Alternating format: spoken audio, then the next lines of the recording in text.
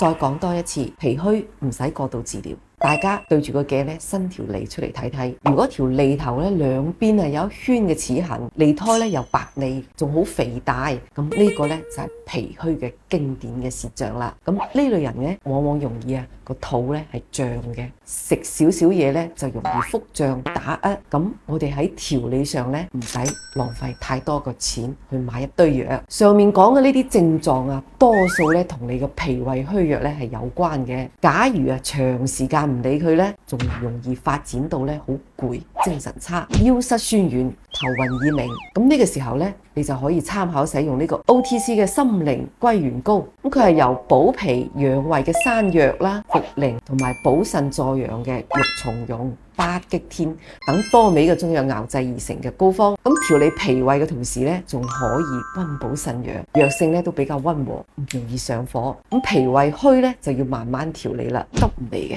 大家記低未呢？